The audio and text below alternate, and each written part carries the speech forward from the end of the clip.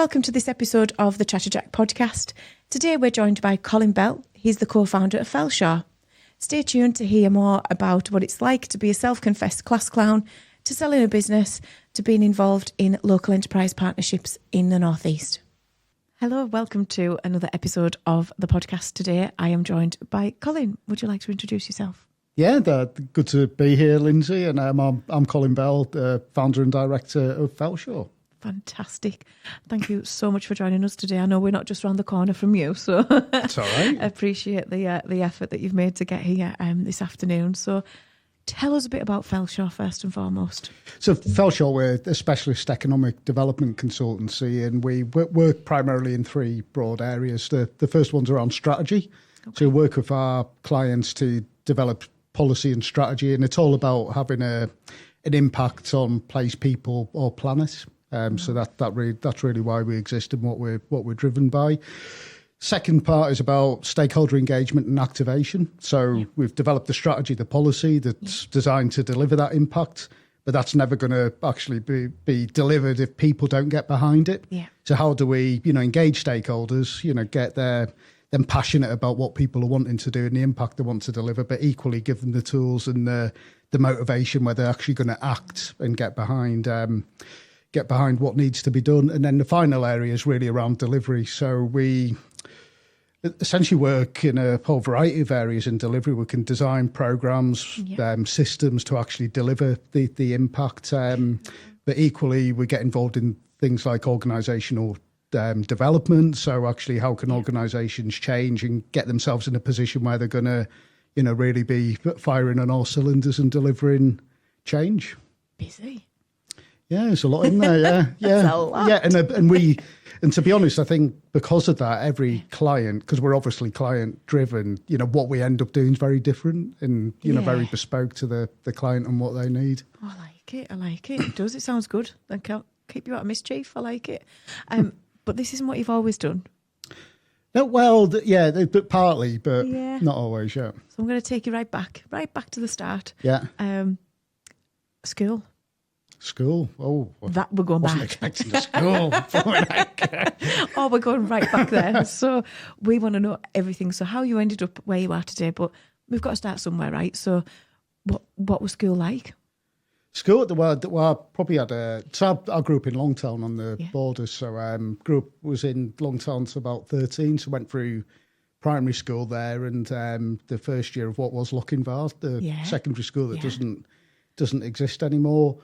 Longtown, obviously on the borders, great place to grow up. I think me and my friends were spent all our time kind of down the river, and it was very kind of rural. Love it. Fishing, hunting, and all those sort of things. And then moved to the big city, Carlisle. And going from a school where, probably about 200 pupils in total in Lochinvar, went to Trinity, so I think there were over 2,000 there. So it was a big kind of culture shock there, really. So very different. And of course, people didn't fish or hunt rabbits and things like that. They played football and rugby and all those sort of things. So after the period of adjustment, kind of got in the spirit of things. Played a lot of rugby and things like that. And but enjoyed it. Always enjoyed school. Always enjoyed learning. Yeah. Don't know if I was the most academic at school, or at that age. That probably came a bit later in life, but just always enjoyed it. Yeah, lovely. Everything about it. Favourite subjects, were they round sport or? No, probably my favourite subject was always geography. Interesting. Yeah. It's always had an interest in nature and geography, but both the physical and the kind of human side of geography. Which is kind of where I've kind of got back to. Yeah, you've come through. Yeah. Well, we're going to unpack that as we go on. But that's interesting. I would have assumed, and knowing you personally, that sport would have been quite high up in that list of things that you really enjoyed at school. So that's caught me a little bit off guard, but I like it. Yeah. Cool. So school report, what would that have said? It probably could try harder, put more effort into his learning rather than being the class clown was probably the I think probably the appreciation of the importance of of academia and learning and things probably kind of hit me a bit later in life, but probably at A levels, to be fair, and then it kind of kicked in a bit more. I get that, and I think people can relate to that as well. Like, yeah. But now I understand why you do what you do. It's all about people. Yeah, absolutely. Yeah. Fascinating. Could try harder. That's funny. So you left school. What came next? So I left school, went to university, so went to Liverpool, studied business there. Again, I think I always had you do your first year at business, and I think it was always the marketing side of things that I always thought that was the route I wanted to go down. So again, probably something I've came back to a bit later on in life, really. More of a kind of marketing comms focus into terms of what I do. So went to Liverpool, had a great time there. But meanwhile, I met my wife, my now current wife, whilst working at what was Oasis, now Centre Parks. Yes. So it was the first year that opened. We both worked in the very glamorous in the laundry together. I love it. So we met there. So she was over in Hull Uni. So again, kind of used to travel the M62, and then after that we ended up moving to Manchester. Just we're there about 11 or 12 years. Wow. So business at uni, step change from geography. Yeah. Where did that? How did that happen? I think it is, but there's very related aspects to geography and business, because it's about economic development. The kind of field I'm in now is very kind of intrinsically linked to human geography, and how you develop places and how you connect people with those places, how you kind of grow vibrant economies, and particularly in places like Cumbria, there's a big connection to the geography of the area. So I think it's always been those kind of aspects that even in business that I've always been drawn to. Yeah.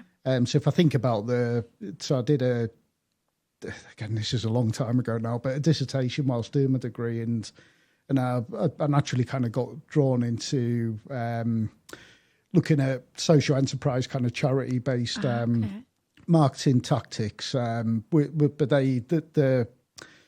the charities I looked at the time was that like there were kind of nature based charities, and what did they do to kind of raise funding and market themselves and things. So. You kind of went off and studied at uni, did the business side of things. Then you moved to Manchester. Yeah.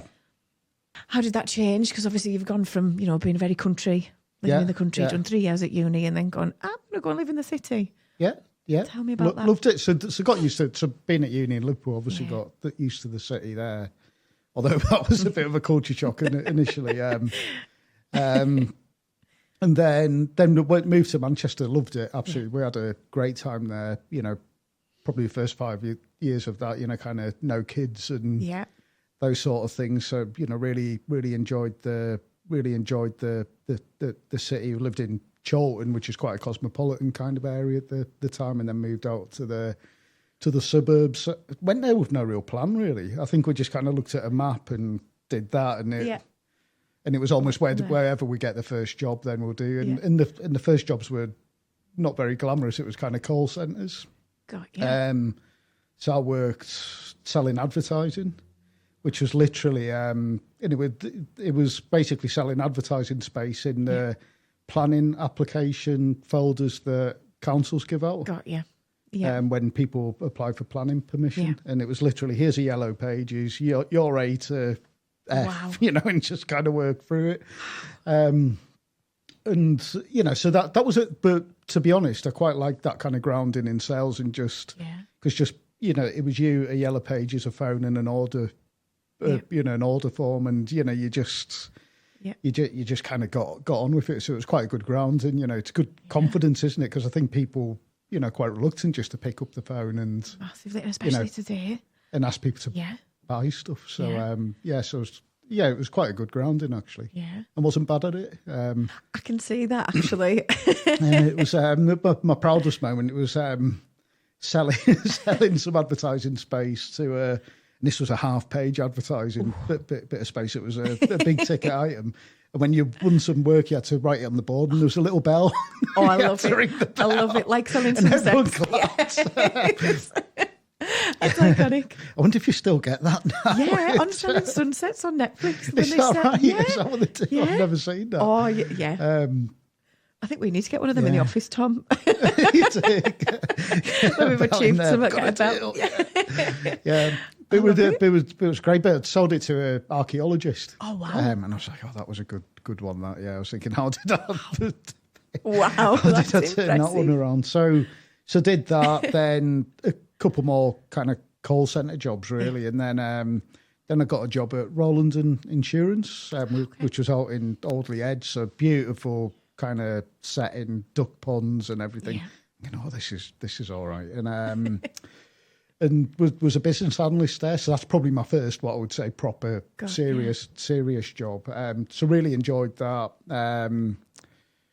It was working. If you remember, there was a time when pensions were missold, and it was doing all the kind of calculations on those and things. So it was learnt loads there, and around business systems and and data and all those sort of things. Which again is something that I've probably come back to, and I like data and analytics and that sort of stuff. And then saw a job advert for quite a bit more money for a business analyst role in Accrington. Oh. And I thought, well, it's only I can just down the motorway, I can get there. It's about 45 minutes. So I went for that. Ended up getting the job. Love.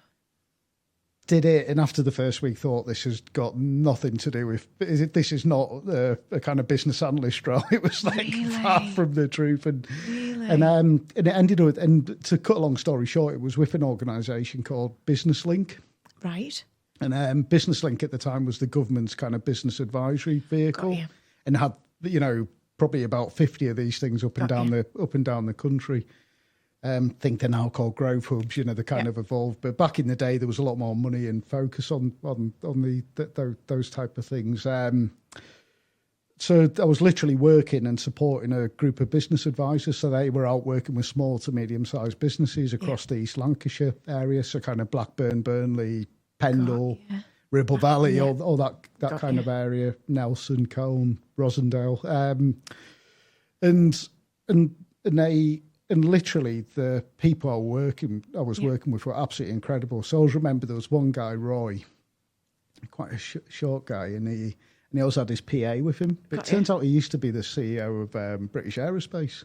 What? So these people they'd been there, done that. Wow. They were wanting to give a bit back. They were all self-employed at the time as well.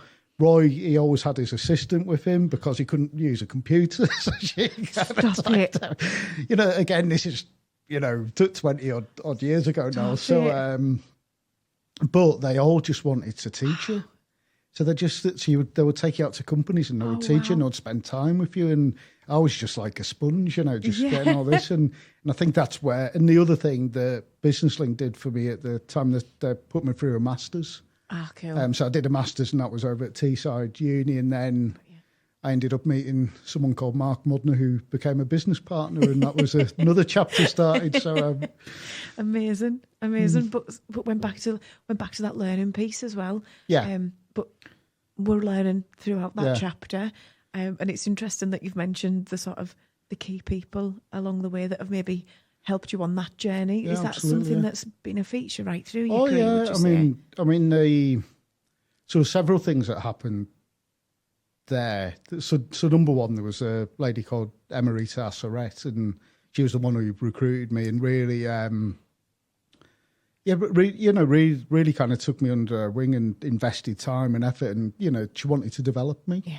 Equally, the chief exec, a guy called Phil Burgess, I remember we'd on a car trip somewhere, and he called me the experiment, and it was almost can you take a graduate and turn them into a business advisor? Yeah, and I was the experiment, and he thought you could, and other people thought you couldn't, and anyway, hopefully I proved the doubt was wrong, and that's kind of one of the reasons to put me through the masters. Then just all the advisors, who just wanted to kind of impart their impart their knowledge. And there was another one of the managers there, which tells you a lot about the culture of the place. Because I wasn't the only one kind of growing and developing there. A chap called Rob Carter, who equally, probably more from a marketing point of view, kind of really took me under his wing and developed me in kind of other areas. So it was love it. I mean, I was only actually there about 2.5 years before I moved on, but it was like a really transformative period, not just from a work point of view, but equally doing the masters, because that was a kind of point of transformation. And as well. Did you do your MBA? Was it a master's in business? It's actually called an enterprise MBA now, but at the time it was a MSc in small business development. Ah, cool. Yeah. So I'm one of 5 people in the whole world to have an MSc in small business development. Well, there we go. Mic drop, Colin Bell. Ladies and gentlemen, you find him on LinkedIn. That's impressive. That's very impressive. So that was at Teesside. Teesside Uni. Yeah, so a bit different than being in Manchester, Liverpool. Yeah, and it was weekends. So you went on a Friday, Sunday, kind of every 4 weeks. So it was perfect, really. So it was designed to work alongside, work. Full-time work. Yeah, that's super cool. So yeah, met some pretty cool people along that journey, and then and then moved on. You went to another chapter, so you left Manchester, left the link, if you will, and you went on to different things. So tell us what was next. Yeah, so Mark Modner, who I mentioned, who I did the masters with, he worked for a company called Winning Moves, who actually were a service provider into that business link network. Right, so it was kind of a related industry, and one of the reasons he was doing the masters, and Mark basically got promoted. So he was a business development manager, and then I got introduced and got his old job. Loved that, did really well. It's very much a kind of sales role again. So I was out there, working the networks, getting intros into different places. At the time, it was the era of what we called regional development agencies. Got you. So here we had the Northwest Development Agencies. Winning Moves was based in the West Midlands, so kind of Stoke area. So it was Advantage West Midlands there, etc. So we sold into them primarily, but there was also a software side of the business, which had an international dimension to it. So we built benchmarking software that allowed companies to compare their performance against their peers, and we licensed that all over the world to economic development agencies. So this is really where that kind of economic development side kind of progressed, really. Yeah, I love it. You've glossed right over that as if that's just a little something that you did. So tell us a bit more about that, because I know you personally, so I know about Winning Moves and I know about the software that you've mentioned. But for perhaps people that don't know, could you break that down and explain that in a bit more detail for us? Well, I'll tell you a bit more broadly about Winning Moves. So learned loads about business models there, because actually within Winning Moves there were lots of different business models going on. Got you. So the benchmarking software evolved out of a contract we had with what was the Department of Trade and Industry at the time. Got you. So we were contracted with them to build this software. It was a diagnostic tool that was used by all the different business link advisors. So we trained every business link advisor how to use this software, and then they kind of went on and did it. But what was really valuable about the software is it was collecting unique data sets out of companies around the balanced scorecard. So learning, growth, financial performance, process performance. Yeah. Did loads in the automotive industry there, kind of the old Rover supply chains, etc. So kind of learned a lot about the power of data within that as well. So, and equally, developing business models where there were license-based, there was recurring revenues. You were adding value-add services on the side of them, like toolkits and training and all those sort of things. We had training modules on, it was CDs at the time. Around software development, because when we first started with that software, it was actually a floppy disk. And every time there was a change, you had to send them out and everyone had to update them. And then it went onto a CD. And then we did this really innovative thing and we put it on the internet. It's like, but they were real innovations. And there were other contracts we had where we were putting, training onto floppy disks and training. It was like the early days of kind of digital training, etc. So learned loads from that point of view. But equally, the other side of the business was contract delivery. Yes. So we delivered largely for regional development agencies, but delivered programs that supported innovation in companies.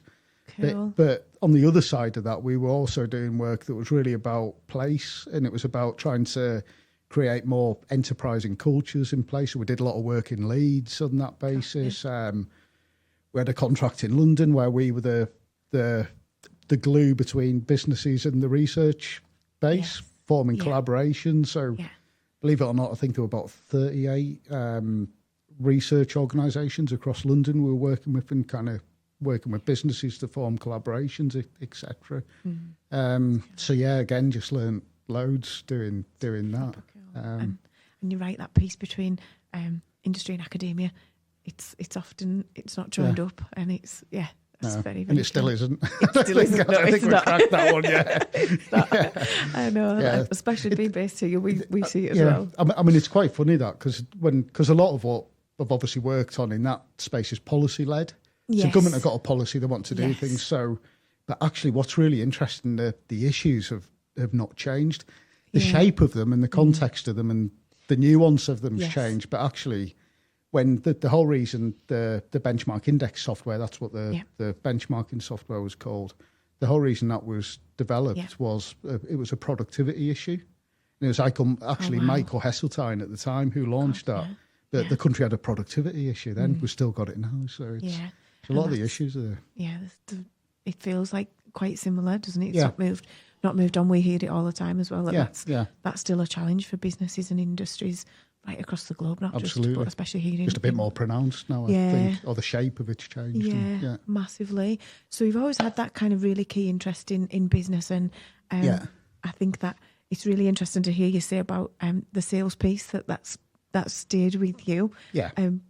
Do you think that's come from just who you were as a young Colin, or is it something that you've kind of refined and shaped as you've grown? I think it's probably been shaped around, recognising probably where value or necessity lies. Because I think particularly in business, I've always, you're either selling or you're fee earning or you're driving value, and otherwise you're a cost, So I've always tried to, make sure that I'm in a position of value. Yes. And that I'm contributing something to the company I'm working from. And probably at that stage, it was easier for me, but because I probably at that stage wasn't skilled enough to add as much value on the delivery side. Yes. But I could add a lot more value on the sales side. So I think it was naturally where I kind of gravitated to. And you probably met quite a lot of the people being in that. Yeah. And that kind of then, you develop, you learn a lot that then equips you to add a bit more on the delivery side.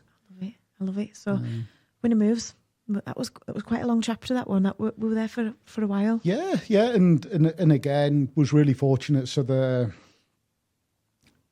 founder of the business was, again, a chap called Paul Bishop, another person who kind of took me under his wing. Learned so much from Paul. Just little things that you remember where, so I'd start to move into maybe delivering a bit of training and stuff like that, and he would say little things like he was saying, almost to kind of calm your nerves, because it's a bit nerve wracking when you start doing stuff like that, and he would just say things like, the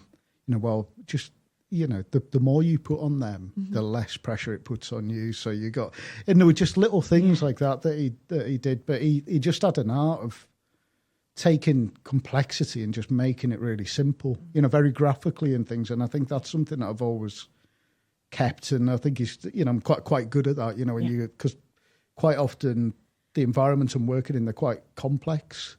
Yeah. And it's trying to just simplify them and kind of, look for that route through. And so Paul was brilliant there. There was another guy, the creative director there, Les Jones, incredibly creative, but just had a way of graphically putting stuff across and provoking thought. And, again, getting quite profound, profound kind of subjects and just distilling them in a way that people could really connect with very graphically. So again, learnt loads there. And then, someone who ended up being a business partner, Adrian Davis, who was just the commercial mind, just probably the savviest businessman I've ever known. Like everything he touches turns to gold. He's amazing. He knows exactly what he's doing. Very, very clever man. Hey, it's me. I know you hate it when I interrupt the podcast to tell you to like and subscribe, but here I am. Please give our like and subscribe to the episodes of the pod. It helps us grow it more than you know. Cheers, guys. So you went from Winnie Moves. What happened next? So Winnie Moves, so that chapter kind of continued. So one of the things we did, the business probably started dipping a bit for various reasons I won't go into. But so Adrian was an existing shareholder there. Okay. Mark and myself weren't, but anyway, we did. We joined up with Adrian and did an MBO. Ah, okay. So we ended up buying the business from Paul and Judith Bishop, who were the other directors there, and and kind of took it over. I think we always saw value in the software, and that's a side which maybe wasn't performing as well as it could do. Saw a lot of value in that. Equally, I think we're all into what we did and kind of believed in the company and thought we could take it somewhere else. So that was back in 2009, so it was a credit crunch. Wow. So it was quite a turbulent area, but at that time, that was a bold move to make. It was a bold move, but at that time, the government was still putting quite a bit of stimulus into trying to create that. So it was still again totally non-political, but it was the Labour government at that time. Yeah. I think it was Alistair Darling was the chancellor and things. And they're really trying to kind of stimulate the economy. And we picked up quite a bit of work on that, because what the work we were doing was about, getting behind businesses, getting behind economies and trying to support people and help them chart that route out of that predicament at the time. So it was actually quite a good time. Yeah. However, then I always remember there was the change of government the year after, 2010, and I was in France. Eurocamp, I think. I remember we had got three kids. We had Ethan and Oscar, they were just little toddlers at the time. And remember the old Blackberries? I love my Blackberry. I had a bold BB. Loved a BBM. used to know when you had Nemo because the red light used to flash, didn't it? And you couldn't ignore it. It was like I need to do this now. That's when work started to get in there. But I just remember kept getting emails over just saying contract cut. Oh wow. And literally overnight, like literally the consultancy side of the business just went. Wow. But equally because obviously it wasn't just the UK, there was a European dimension to this as well. And we had software licenses with people like the Portuguese, the Irish, etc., German, etc. And again, everything was just cut. Like the Business Link, who we were servicing with our kind of core contract for the software, just closed it. So they said, we're not having that anymore. We're just going to have a website. Wow. So it was literally like the business overnight just went. And in all the contracts there was provision for people to do that. So luckily we were on the software side, we were trading in other parts of the world. So we had a contract with the United Nations, working in a lot of countries in Africa and kind of across Asia, etc. Kind of South Korea, the kind of Pacific Rim, those sort of areas. So luckily that kept us going, kept cash coming in, and license income. So you got that reoccurring revenue coming in, but kind of gave us enough to keep breathe. going.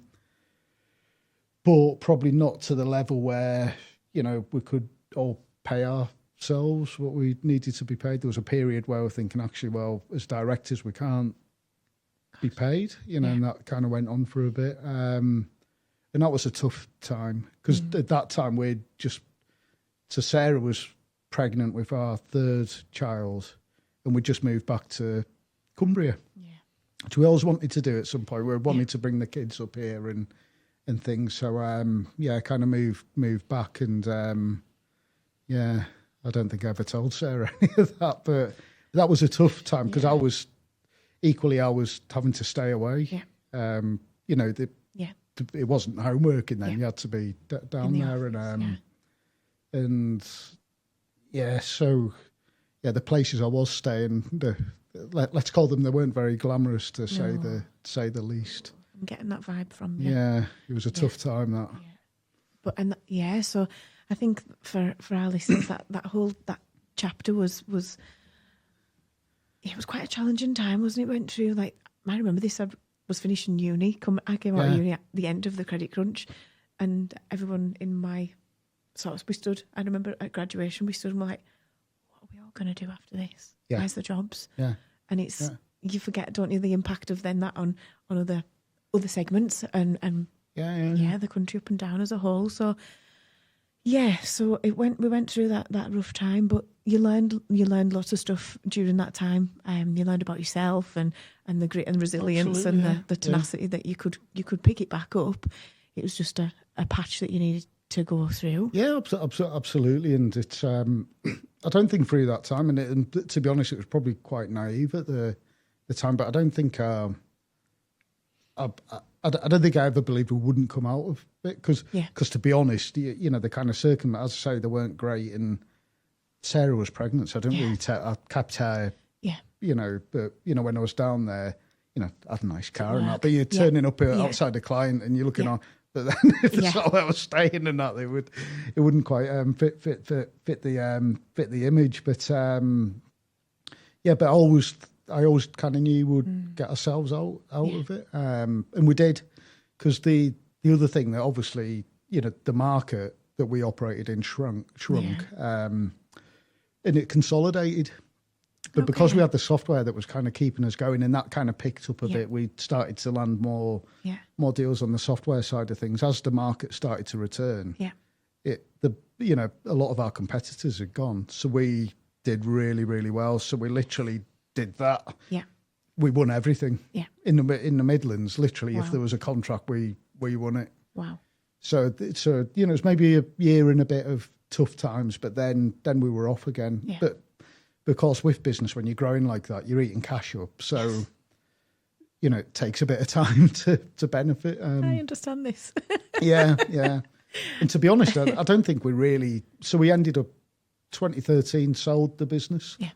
And then spent a couple of years working. There was a part of the deal I had to work with the acquirers for a couple of years, but that was really hard. That was horrendous. But and is that standard practice when you sell a business? It depends how you structure it. I mean, quite often, yeah. It depends the type of business. I think at that time I was probably focusing more on the consultancy side, and Mark was focusing more on the software side. So because obviously consultancy, there's a more of a kind of personal aspect to that. It's probably quite important that it was retained for that period of time, but.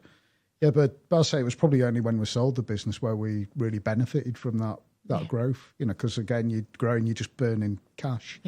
At the time as well, I won't mention any names, but, you had government policy where they were paying people in 10 days. We were down the supply chain. So although the top of the supply chain were getting paid in 10 days, I think we were like over 200. Note for government, because they always have policies around procurement and making them the top of the supply chain. They're never policed below that, and the practice is horrendous, and it still is absolutely terrible. And you can't do anything because they're bullies, and anyway.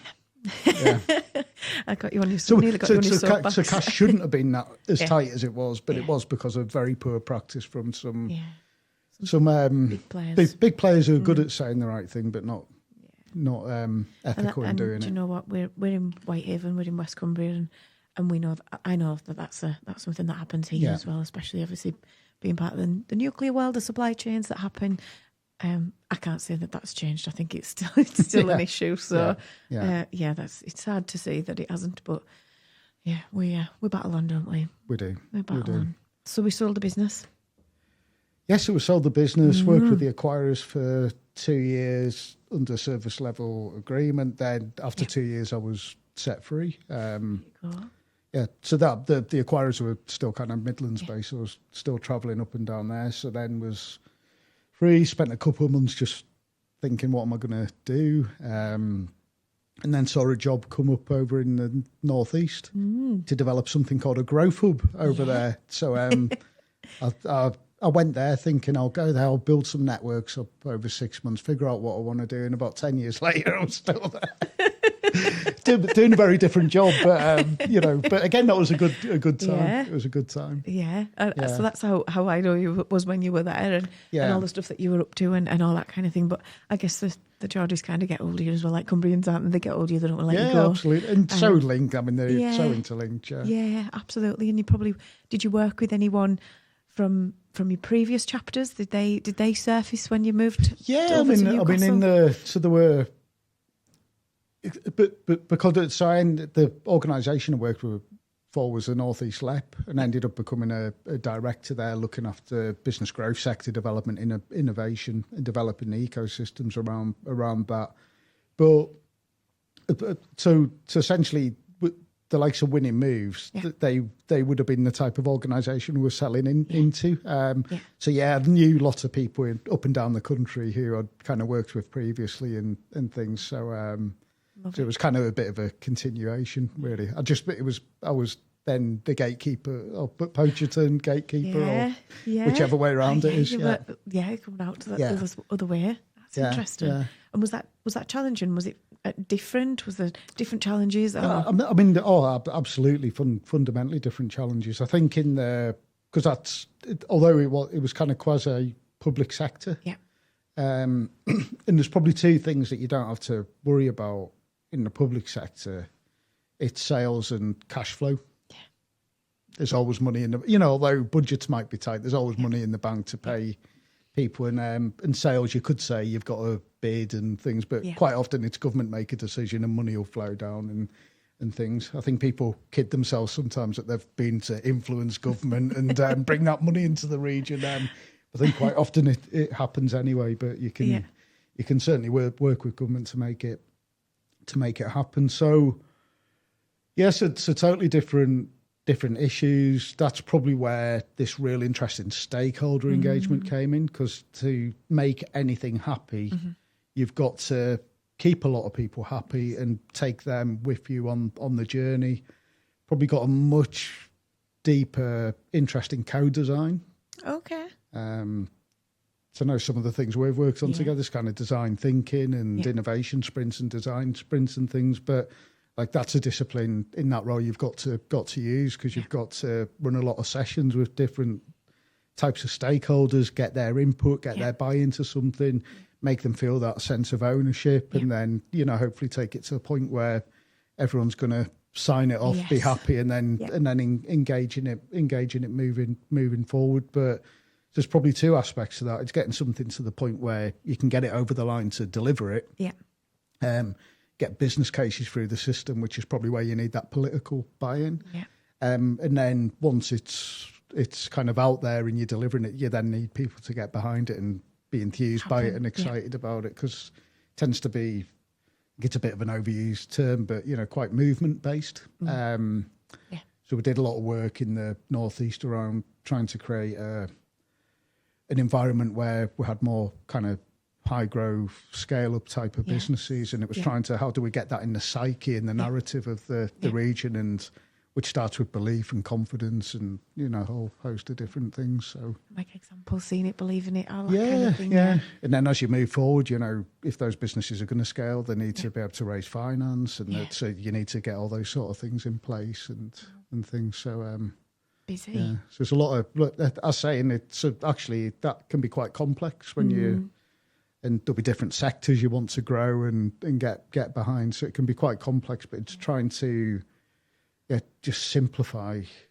it, and And you learned that probably firsthand with the guys at the Link from absolutely, from Paul and people, to bring it down into reality. Yeah, interesting. Yeah.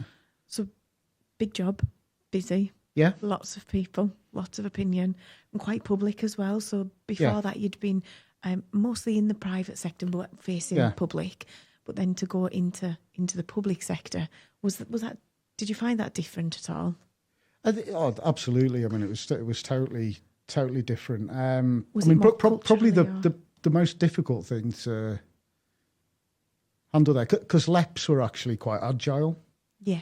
And local enterprise partnerships, aren't they? Yes, yeah. She had Cumbria LEP at the time with no enterprise in Cumbria, and they were actually quite agile. I'd say they were quasi public sector, so they weren't necessarily subject to the same what we call assurance framework that a local authority would be. We've gotten these new mayoral combined authorities, which are maybe more subject to those things. So probably a bit more agile. So found that all right. Okay. Worked with a lot of business people, so that was kind of in my comfort zone there. Some incredible people really got the kind of behind us, and gave us a lot of support over the years. But probably over that time, the thing that was most difficult to deal with, it was just the stop-start policy, the short-term funding, because we kind of came out of Europe. There was a lot of the funding we used to use. It was European funding, which there was a bit of longevity to that. Yeah. Then Brexit hit, and how many blooming prime ministers? So just to try and get any form of momentum over that time was really, really difficult. Because you've got changing people. And it was you would finally get some funding, but it was for a year. So you could probably procure or deliver some activity. Got you. But to do that properly, you need to develop the underlying systems and processes and infrastructure, and so it was very inefficient. A lot of I would dread to think about the amount of waste that was created through that time. Not because you just can't develop the foundations, the proper structure to deliver efficiently and see that through to impact. So that was you can't build good walls on rocky foundations. You've constantly put your scaffold up, and you can't. And sometimes you almost had the fear.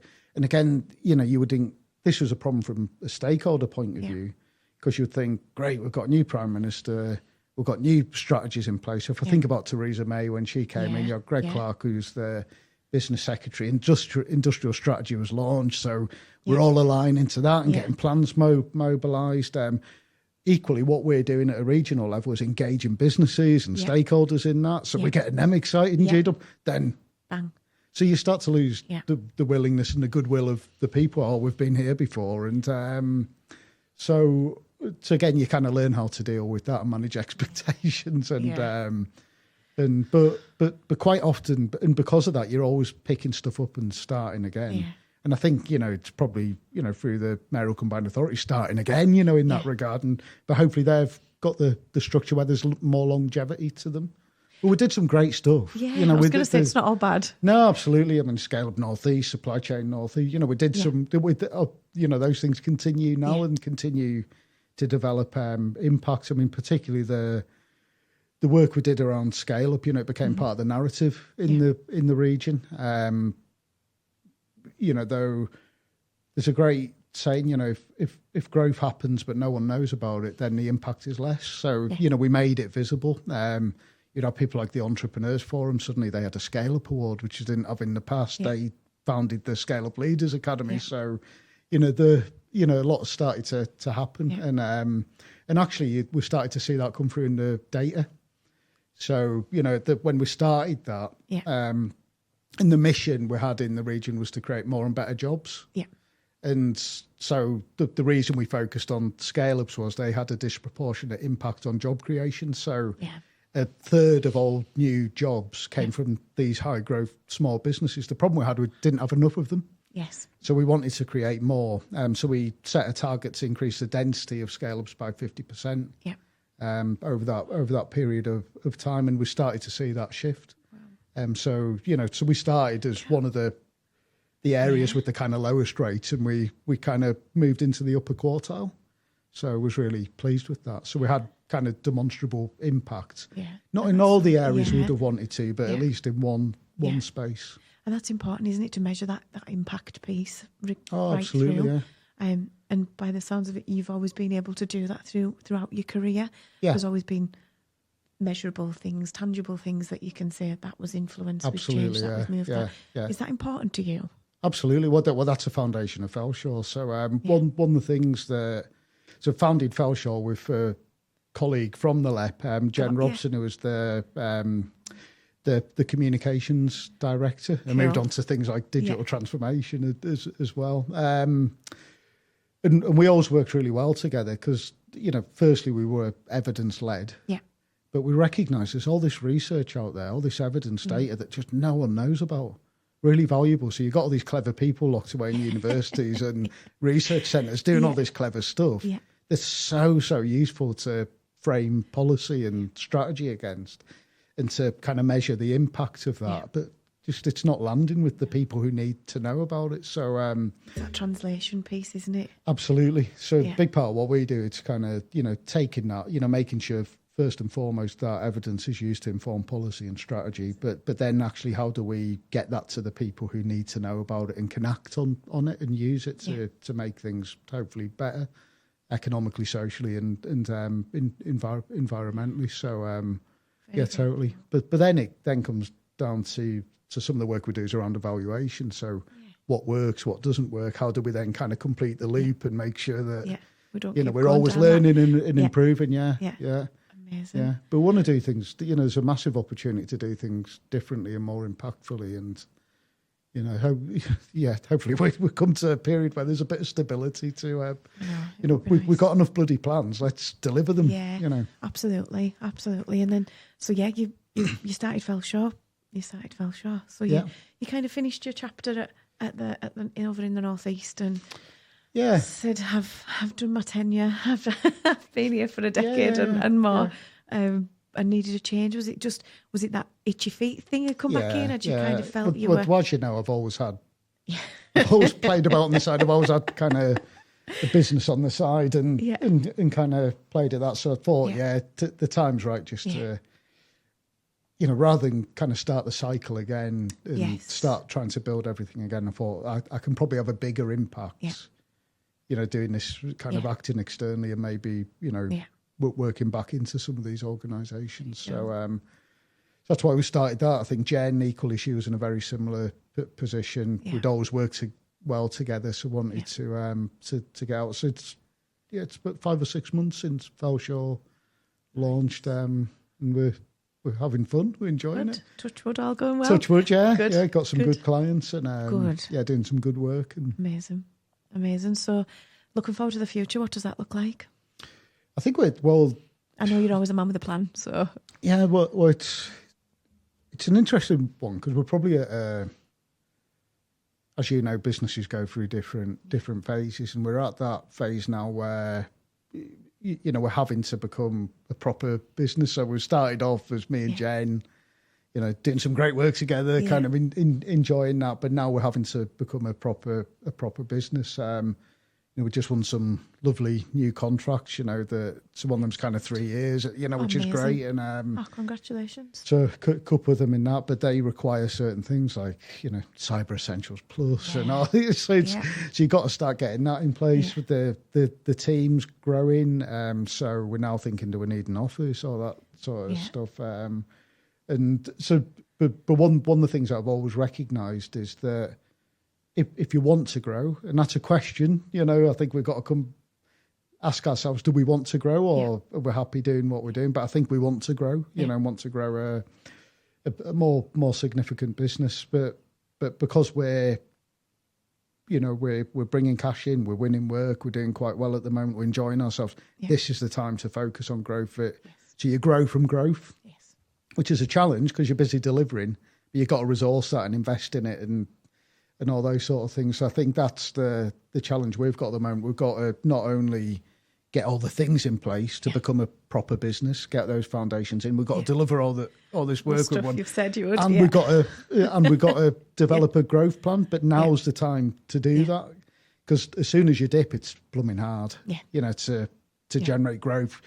You may be losing good people. You may be your cash is maybe getting a bit constrained. So now's the time we need to. Success breeds success, doesn't it? Absolutely. I think the other thing is that, again, as you know, when you start a business, you start thinking we're going to do this. Yeah.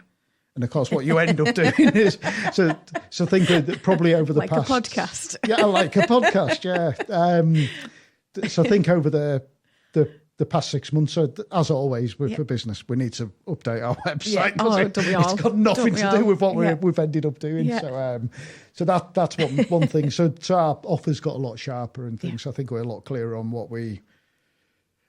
What we want to do, what we're good at, where we can add value, and equally where what does the market need? Yeah, and it's market led, isn't it? Quite often, what we both do. I'd imagine it's what challenges do the market face. Absolutely, and that does change over time. It does, and I think what the market needs and what individual customers need change. So what we've almost found is that. Where we're working at our best is when there is that genuine partnership with a client. So we're totally invested in them and their success. Sometimes I think we feel it that we want to deliver that more on them. At times, that really passionate about that. But equally, they're then invested in you, so completely. You get that genuine partnership. But what we found is that as we know, talent is an issue. And in organisations, they go through busy times and less busy times, etc. And we found that actually just providing capacity and capability to people seems to be something that's landing really, really well. Yeah. But of course, that can come in various different forms. Yeah. So, and when you mention the talent challenge, what does that look like in your industry? What does that look like for you guys? I think it's a challenge in every industry, isn't it? I mean... and where does it come from? So I remember, again, going back to, kind of learning about economics and things, that economists would always say full employment was about 4%. So that's why you're at full employment, as an economy, because you're always going to have people who, for one reason or not, aren't going to work. So we've been lower than that. We've been at kind of 3.6%. So I think... So if you think about it from a capacity point of view, we've probably been through a period where, from a workforce point of view, we've been at the country's been at capacity. Got you. And of course, this is at a time when we've gone through Brexit, so we're not getting the kind of labour market flexibility that we've had, etc. So, and I don't want to get into all that because it can be very kind of political and things, but. So I think that, and obviously, when you've got low levels of supply, then, you get wage increases and all those sort of things. So, so I think there's been, so I think that's one of the reasons. I think there's just been a natural supply. We've obviously got an aging population, so that kind of adds further onto that. So I think there's a natural kind of capacity issue that we've got just in terms of the number of people in the workforce. So I think that's an issue. Probably the biggest challenge that I'm seeing in companies I've been working with, it's just trying to get the numbers to stack up. Because as we know, the cost of employment has gone up. It's been doing that for years, but there's been recent kind of policy changes that have kind of added into that. And basically, trying, people are now looking at employing someone and they think, well, it doesn't work. The numbers don't work. And when we're looking at that in terms of the maths just don't work. Yeah. However, if you think about the productivity challenge that we've had, this is where actually companies are now saying, well, actually, the numbers don't stack up. So we now need to look at technology and the way we do things. And whereas in the past, because labour's been, been there and been cheap and things, it's been easier just to employ someone. Yeah.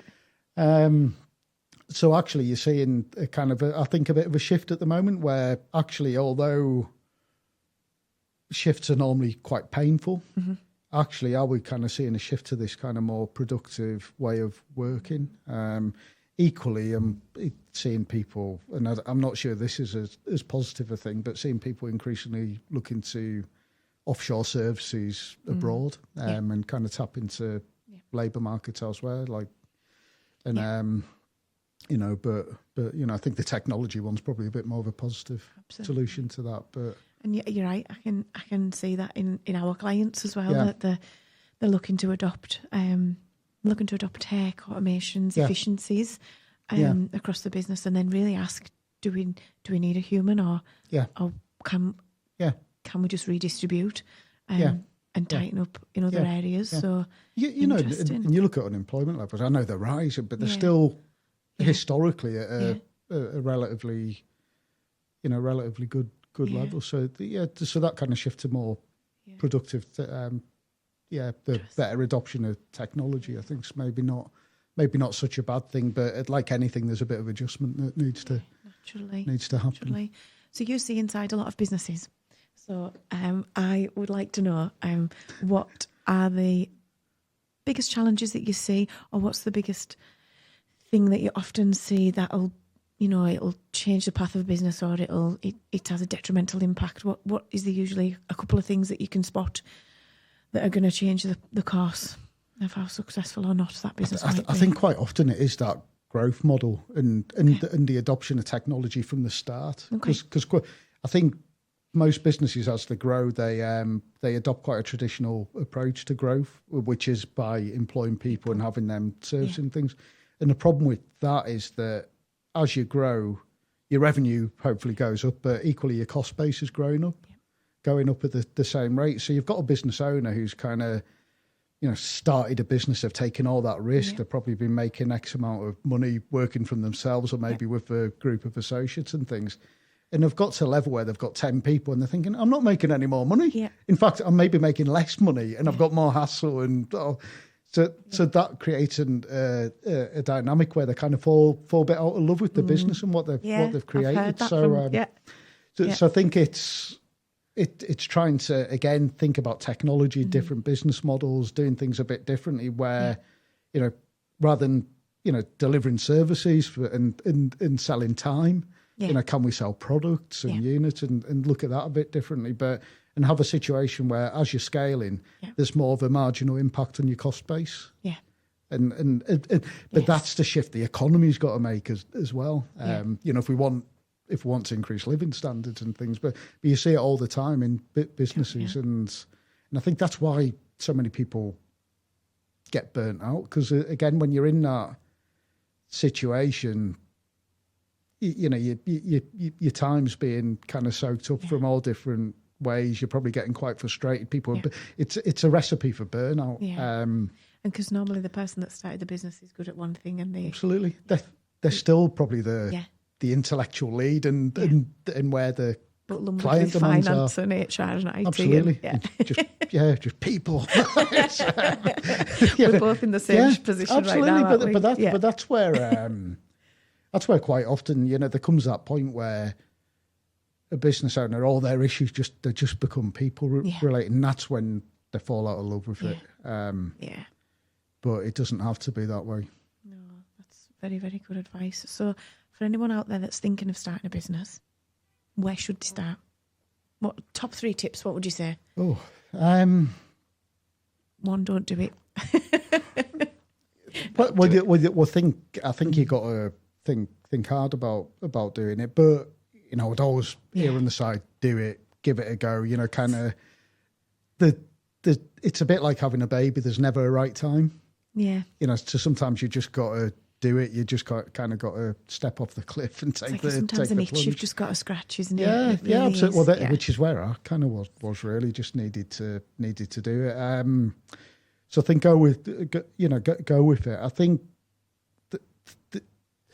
the other thing is it's really, being confident that you're just work your numbers out. What level of demand you think you can create, what price are you going to, charge for that, and just kind of figure out, is it going to be enough to keep us going, and what am I going to need to deliver from that? But and make sure you're selling into a market that can afford to pay you a good level for what you do. Don't undersell yourself. Quite often people underestimate their own skill set, their own level of knowledge, because they know it, they just assume everyone else knows it, and they don't kind of see the value. But people don't.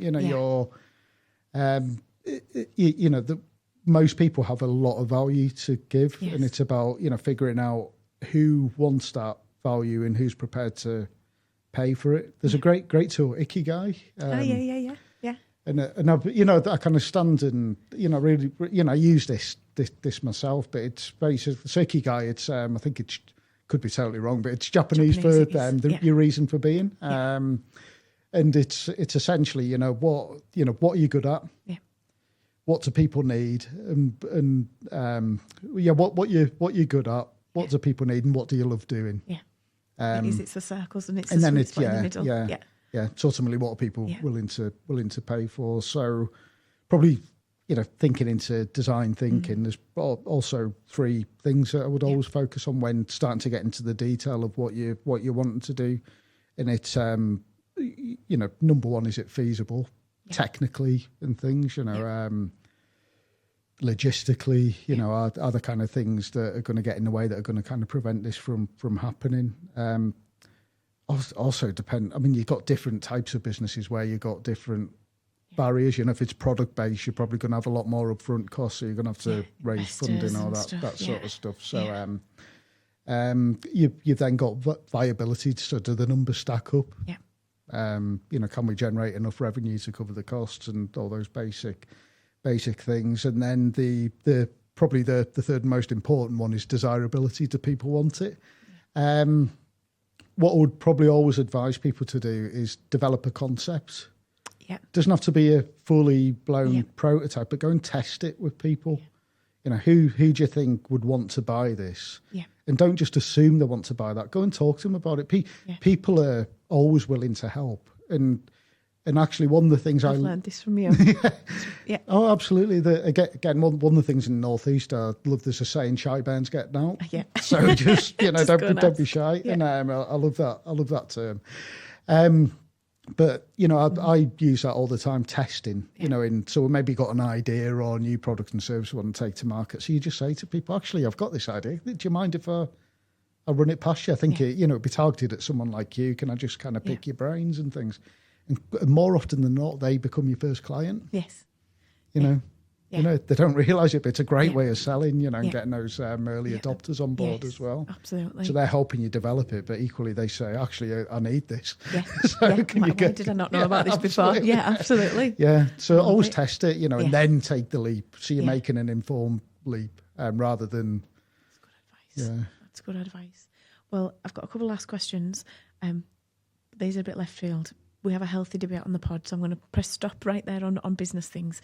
We always have a healthy debate around education versus sort of apprenticeships versus university route. Yes, I've seen the sharp intake of breath there. What's your take? But my take, so I've just got a son who's just gone to uni. She's doing law over at Northumbria. And so we've been through this kind of dilemma. My take on it is I don't think it's a question that we should be asking. I think the whole thing about student finance and the tax and the burden that's putting on, which is, I think has been a lot in the press lately, shouldn't be there's an unfairness to it. I think, universities shouldn't be, people shouldn't be driven into a position where they're based on their circumstances that, they're saying, actually, can I afford to go to university or not? Because, again, you're starting to drive inequality in society. So for me, I think that's a really, there's a fundamental issue there, I think, in terms of fairness and society and all those sort of things. So I think it's a question that it's a shame we're asking it in the start. I think degree apprenticeships are a really good thing. I think, like it or not, quite often people come out of university still lacking the skills needed by employers. So actually, I think degree apprenticeships are a really, really good idea. You're not only getting that academic grounding, but you're actually getting that practical experience that employers want. Problem is supply. You know, there's not a lot out there in terms of demand is kind of way above supply. I think in apprenticeships in level, you know, kind of good quality apprenticeships, you know, there tends to be a lack of supply out there in the marketplace. So, you know, I'd like to think there were more of a viable option for more kids, but you know, more needs to be done to create an environment where employers are willing to take on apprenticeships and invest in people. So I don't know if I've answered your question there, but it was a very political answer. It was like a proper politician's answer, that, Colin. Thanks. You sat right on the fence, so thanks. But I can see where you're coming from. I think if I was going back, I would probably be looking for a degree apprenticeship. Yeah. Because then you've based, you know, you're very based around people, and you've built those connections over your career and that period of time. And I was a much better student when I was doing my masters and working. Yeah, I had something to apply it to. Yeah, some real life practice. Yeah. I'll tell you your last question. So obviously coming from Cumbria, really sheltered, hadn't really been. I went on my first plane at 21. So where did you go? Went to Barcelona. Oh, so nice. my now wife took me there for my 21st. So I'd never been in a plane before, so I'd never ventured far. Well, anyway, I always remember at uni and lived with these lads from Manchester and you know, a bit of swagger and all that. Yeah. And they used to go away and in the summer they used to do telesales. Okay. And bear in mind I'm doing a business degree, so I think it was midway through the second year, and we're in a workshop with some lecturers and that, and they started talking about telesales, and I was saying, "Oh, that's what my mates do," and I thought they sold tellies. I knew you were going to say that. I thought they sold. I literally did. I always remember. You know, you had that. I pictured them. I don't know if you remember when Carlisle High Street used to have the Granada shop with they used to rent tellies. Yeah. And I kind of pictured them in working Stop in it. I knew exactly that you were going to say that as well. I thought. It's telephone sales. You've done that yourself afterwards. You went into a call centre. Thinking, yeah. So, wow. yeah. I love it. Yeah, the naivety sometimes of I would like to think kids are a bit more exposed to stuff now. I think so. Yeah, no, I definitely think so. And there's a whole world out there to go and explore, isn't there? So, and you've had a bit of variety. You've not sort of stuck in one lane and gone, this is what I'm going to do forever. There's been a bits of change, and you've owned businesses, bought businesses, sold businesses, gone into the local authority, that sort of landscape, and then come back out the other side. And everywhere you learn, you know, it's great, you know. Absolutely. And having that, you know, as you know, do work directly with companies and to help them kind of grow, develop and things. And again, every company you meet, you learn from. So I think it's all about learning for me. So if you're going to give Colin at school one piece of advice, 15-year-old Colin, what would you tell him? Stop being a clown. What you like. Well, on that note, I think we'll leave it there if that's all right with you. It's been really good to have you on the pod. Thank you so much. Oh, thank you. I really appreciate it. And there's some good top tips in there for anyone thinking about starting a business or curious about, you know, what that looks like. There's a lot of tips in there. So really mean it. Thank you. Fun. Cheers, Lindsay. Thank you. Thanks for watching this episode of the Chatterjack Podcast. Hope you've enjoyed it. If you have, give us a like and subscribe to the pod. It helps us grow it more than you'll know. We really appreciate it. Cheers, guys.